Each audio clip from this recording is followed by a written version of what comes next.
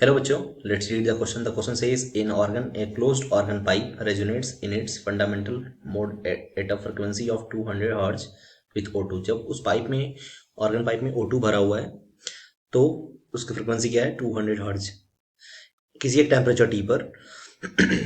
If the pipe now contains 2 mole of O2 and 3 mole of ozone. अब उस 2 mole of O2 के साथ क्या कर दिया गया, मिक्स कर दिया गया 3 मोल ऑफ ओजोन्स.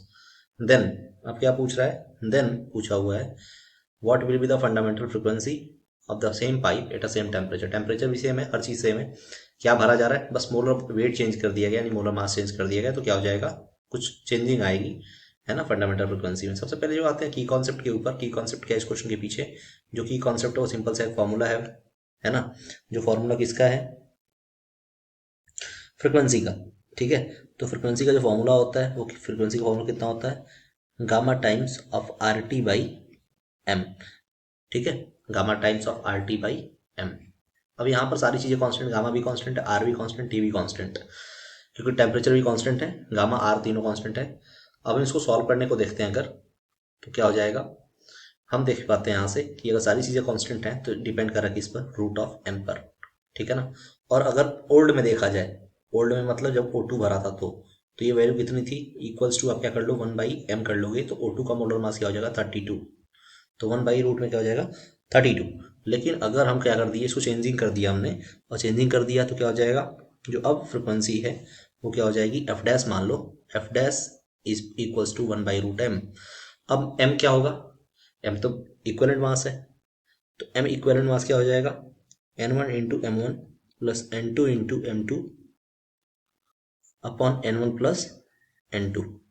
अब n1 क्या है, 2 मोल्स हैं ऑक्सीजन के, तो 2 moles of oxygen into molecular mass of O2, sorry हाँ O2 का तो 32, और प्लस ओजोन का क्या है 3 मोल है, और ओजोन का मोलिकुलर वेट कितना, मास कितना होगा 48 upon 2 mole of O2 plus 3 mole of O3.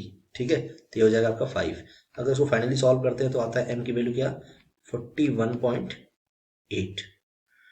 ठीक है, तो 41.8 आ गया. एफ डैश की वैल्यू क्या हो जाएगी 1/√41.8.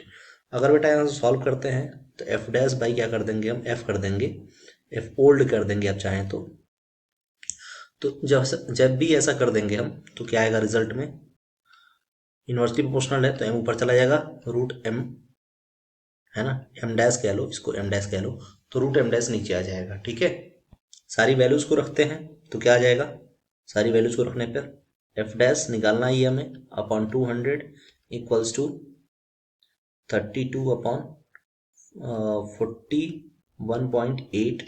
तो एफ डैश की जो वैल्यू आएगी कितनी आएगी, 200 टाइम्स ऑफ 32/41.8. ठीक है, अब ये फाइनल जो आंसर आएगा आपका आएगा वो 175.4 हर्ज. ठीक है, so this will be your final answer for this question. So हम हाईलाइट कर लेते हैं, and the correct option is B. ठीक है, क्योंकि बी के साथ ही मैच कर रहा है 145.4 हर्ज. तो पहला ऑप्शन गलत हो जाएगा, सेकंड सही है, थर्ड भी गलत, फोर्थ भी गलत. I hope you understood it well. All the best.